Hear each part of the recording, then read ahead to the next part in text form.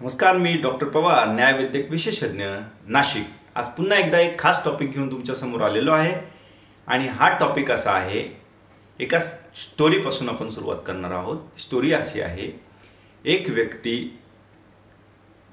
दारूचं व्यसन असल्या कारणाने लिव्हर खराब झालेले आहे आणि अशा परिस्थितीमध्ये एका रुग्णालयामध्ये दाखल होतो।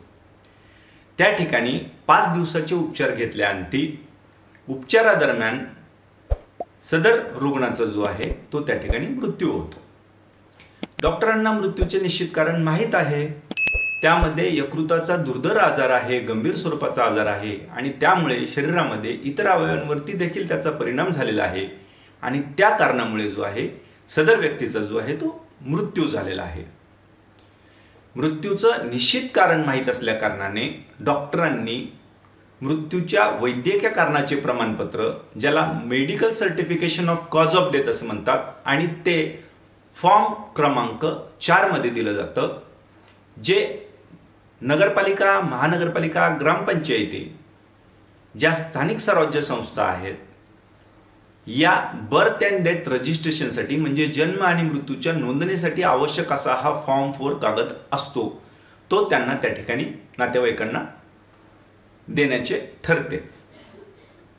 तथापि नातेवाईकांमध्ये एक नातेवाईक हा कायद्याचा जाणकार आहे आणि त्याला त्या कायद्याची जाण असल्या कारणाने तो डॉक्टरांना विनंती करतो की आपण त्या ठिकाणी आम्हाला MCCD जरी दिलं, हा फॉर्म 4 जरी दिला, मृत्यूचं कारण जरी दिलं, तरी आम्हाला त्या ठिकाणी शवविच्छेदन करावयाचे आहे।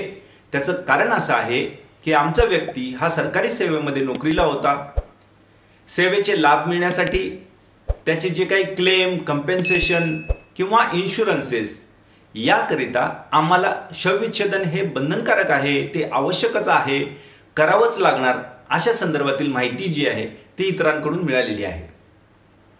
आता या कथेमध्ये किंवा या स्टोरीमध्ये खरंच अशा प्रकरणांमध्ये शवविच्छेदन करण्याची आवश्यकता आहे काय, हा मोठा प्रश्न त्या ठिकाणी जो आहे तो निर्माण होतो।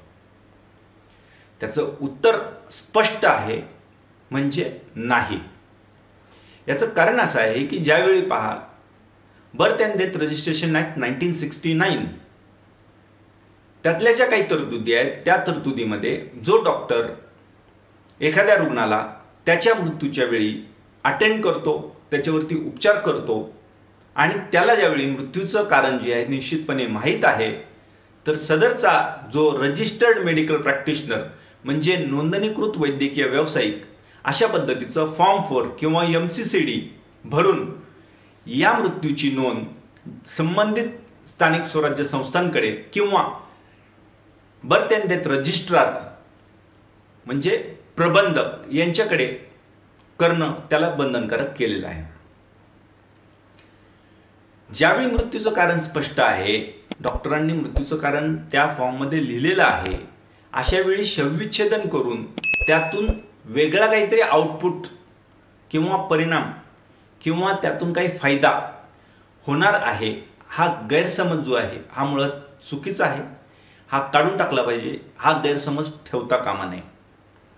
बरेचदा आता या प्रकरणामध्ये अशी परिस्थिती आहे की दारू पिल्यामुळे लिव्हर खराब झालं आणि त्यामुळे त्या व्यक्तीचा जो आहे तो मृत्यू झालेला आहे। नातेवाईकांना असं वाटतं की आता डॉक्टरांनी जर हे दारू पिलेलं आणि त्या दारू पिलेल्या परिस्थितीमुळे रुग्णाचं यकृत जे आहे, लिव्हर खराब होऊन मृत्यू झालेला आहे, असं सर्टिफिकेट दिलं तर आम्हाला कोणतेही लाभ त्या ठिकाणी मिळणार नाहीत। शवविच्छेदन केलं तर कदाचित मृत्यूचं कारण आम्हाला पाहिजे तसं मिळू शकतं, तर हा गैरसमज काढून टाका। असं काहीही होऊ शकत नाही। नुसत्या शवविच्छेदनानंतर मिळालेल्या मृत्यूच्या कारणावरती तुमचा कोणताही क्लेम, कंपेन्सेशन, इन्शुरन्स किंवा इतर दावे जे आहेत याला कोणताही लाभ होऊ शकत नाही, कारण जी कुठली विमा कंपनी आहे, जे कोणी तुम्हाला हे लाभ देणार आहेत, हे व्यक्ती त्या ठिकाणी सदर जे काही मयत व्यक्ती आहे त्याचं पूर्ण मेडिकल रेकॉर्ड जे आहे ते व्हेरीफाय करत असतात आणि मेडिकल रेकॉर्डच्या व्हेरिफिकेशन नंतर त्यामध्ये या गोष्टी ठळकपणे दिसून येणार आहेत की सदर व्यक्तीचा मृत्यू हा दारूच्या व्यसनामुळे त्याचं जे यकृत खराब झालेलं आहे या कारणाने झालेलं आहे. त्यामुळे अशा पद्धतीची लपवाछपवी किंवा मृत्यूचं वेगळं कारण मिळेल या आशेने शवविच्छेदन करणे म्हणजे कायद्याचा जो आहे तो अपव्यय त्या ठिकाणी करणे असा होतो. कोणतंही कारण असं नाही आहे की यामध्ये शवविच्छेदन करावंच लागणार आहे.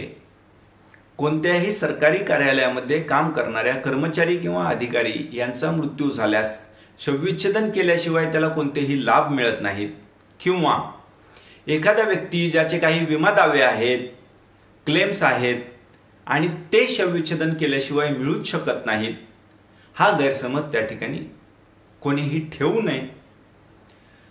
डॉक्टरांना मृत्यूचे निश्चित कारण माहीत असेल त्या ठिकाणी सदर डॉक्टरांनी रुग्णावरती उपचार केलेले असतील आणि ते डॉक्टर्स आपल्याला MCCD किंवा हा फॉर्म 4 किंवा त्यालाच आपण मृत्यूच्या कारणाचे वैद्यकीय प्रमाणपत्र म्हणतो हे देत असतील तर ते तुम्ही निश्चितपणे स्वीकारा.